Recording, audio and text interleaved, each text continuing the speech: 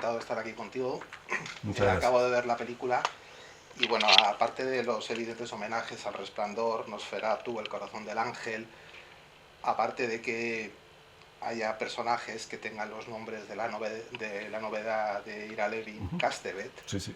Mini y Roman Castevet, los brujos de la película de La señal del diablo, yo creo que lo que has hecho, y permíteme la osadía, es un spin-off de La señal del diablo, porque las hermanas Strange en la novela de Ira Levin mataban niños, eran dos brujas Claro, sí, que sí, sí, mataban sí, niños, sí, y sí, tú has sí. hecho la historia de las hermanas Strange.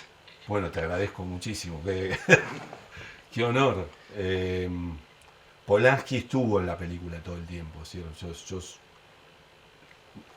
Generalmente yo digo que el cine es una caja de herramientas y las herramientas son los maestros con los que uno se formó. Y Roman con todo su cine, ¿no? Porque no nada más La semilla del diablo, sino que es una obra maestra, ¿no? Pero de Tenant, Repulsión, en fin. Yo le digo el maestro de los apartamentos, ¿no? Y de la opresión en los apartamentos. Eh, Nada, ahí estaba y estuvo todo el tiempo. No es que conscientemente, porque por ahí yo cuando filmo a la noche antes de dormir veo otras películas. Sí. Y no es que yo veía a Roman, ya a Roman lo tenía visto hace muchos años.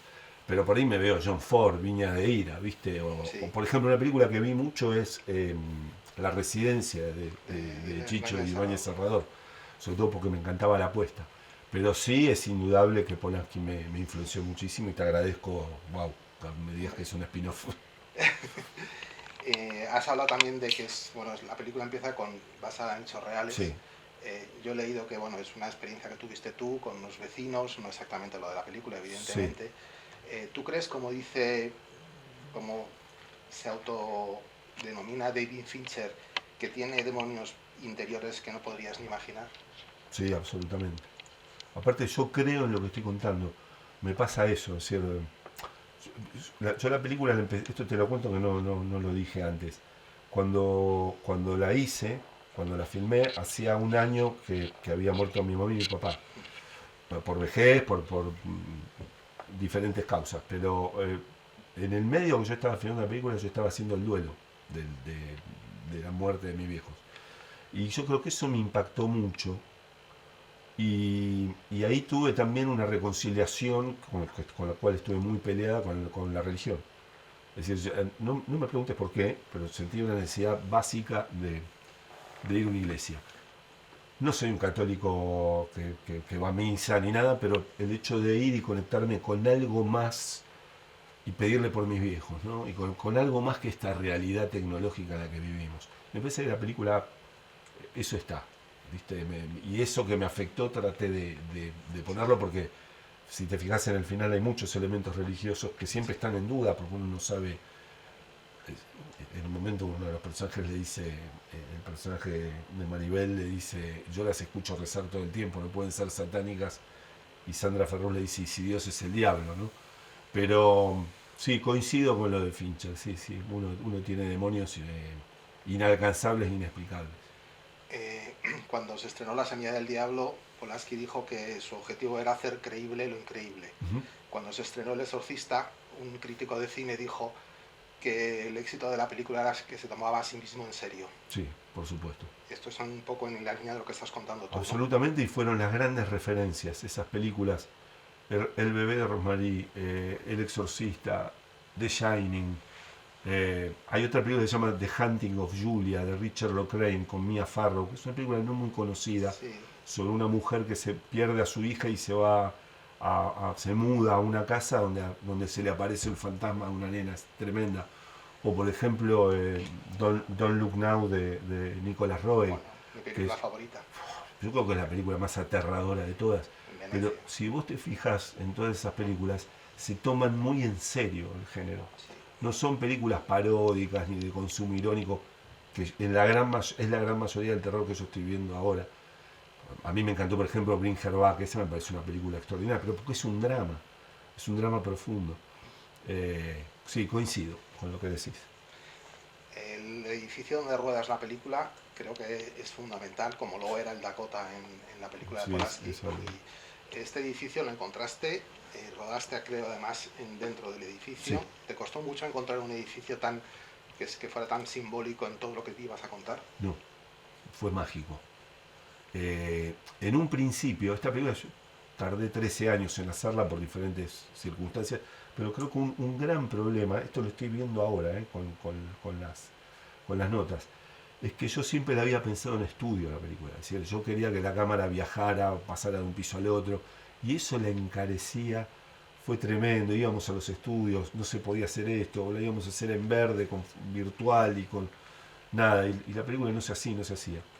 Cuando la película la agarra Carlos Juárez, que es un productor vasco, que es el productor del Hoyo, y la agarra mi otro productor Guido Rud, una de las realidades que dijimos, bueno, vamos a buscar la locación. Y ahí yo dije, yo ya la tenía toda dibujada la película. Y digo, otra vez, tener que dibujar todo con una casa que por ahí no va a reunir las condiciones que yo tengo en la cabeza. Y apareció esta casa, la primera. Fue la primera. Y Carlos me manda las fotos. Ni siquiera habían hecho un scouting. Me manda las fotos de la inmobiliaria.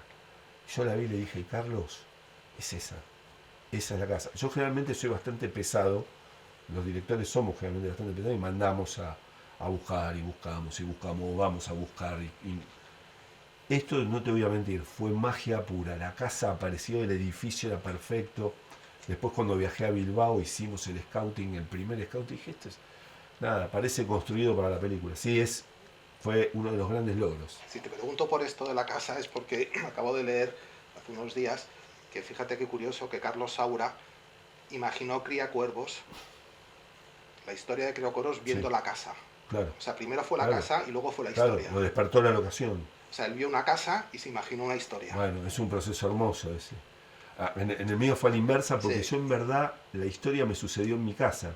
Entonces siempre adapté la película a mi casa. Cuando empecé a hacer los dibujos era mi casa, porque yo sabía cuando iba por el pasillo escuchando los gritos y me preocupaban los cuartos, las habitaciones de los niños. Pero dio la casualidad que esta casa tenía ese largo pasillo, tenía ese hermoso living. Después vino, por supuesto, toda la maravilla que hizo Pello Villalba, el director de arte, con la ambientación de cada lugar, cada color, de la colorimetría y también de lo que es la segunda planta, porque el problema también era en la misma locación poder rodar el piso de abajo. Claro. Esto de las voces que se oyen a través de ese conducto, yo solo lo he visto, me parece una idea maravillosa, lo he visto en tu película y en la película de Woody Allen, Otra Mujer. Totalmente. No lo pensé nunca, pero vos sabés que es una de las películas de Woody Allen que yo más amo y es de las películas de Woody que no son muy recordadas, con Gina Rowland y Gene Hackman, ¿no? Una película extraordinaria. Qué bárbaro.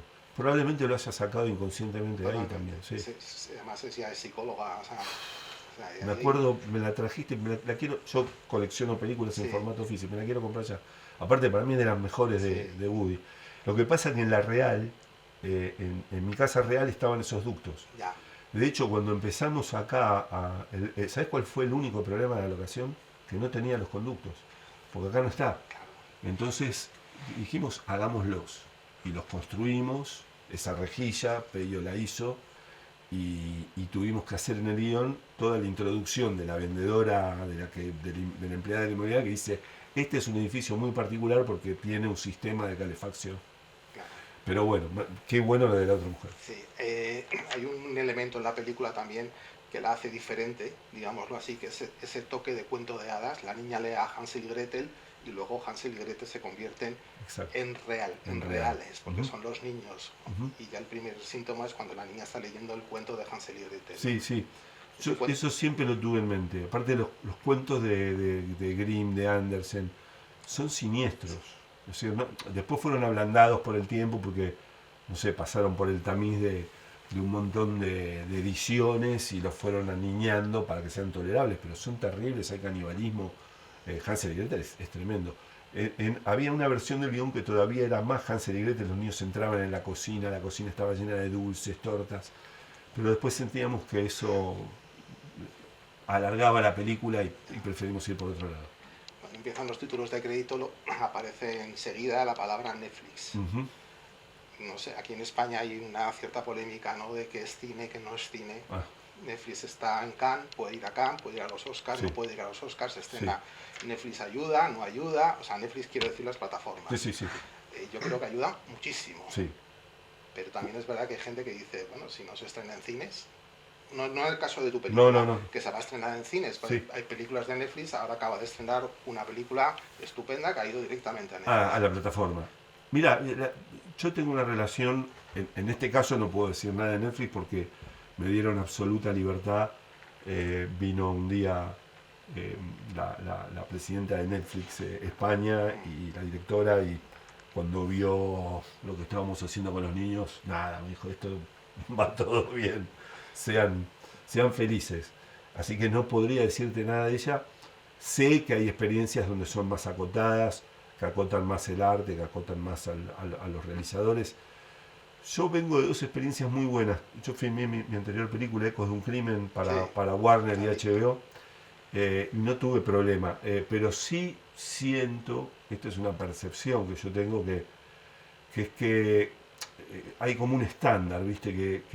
Por ejemplo, si uno ve cómo están filmadas las películas, no todas, hay buenas también, pero hay muchas películas que son televisión, digo, que no, eh, que sea de plataforma no quiere decir que sea cine. Es decir, por ejemplo, hay una serie que se llama Envidiosa. Está bien, pero eso no es cine, es un sitcom y es buenísimo, pero no es cine. Ahora, cuando pretenden hacer cine, muchas veces hay problemas. Yo creo que esos problemas tienen que ver también con que están muy preocupados porque la gente abandone a los 2 minutos lo que está viendo, ¿no? Ya, Y eso se ve en los guiones donde hay golpes de efecto. Sobre todo me acuerdo lo que pasó con Stranger Things, que la primera temporada es hermosísima. Las tres primeras y la última, ¿viste? Vos te das cuenta que es todo efecto, efecto, efecto, ¿no? sí, sí, sí. A la hora de componer el casting, había un nombre fundamental que era qué actriz iba a hacer la protagonista, que lleva prácticamente, que a mí eso me ha sorprendido, porque yo pensé que iba a ser una película más escolar, no sé por qué, pero Sí, sí. no. No, es un tour de force, Maribel. ¿Tenías a Maribel en mente Sí, o cómo siempre. llegó al proyecto? Siempre.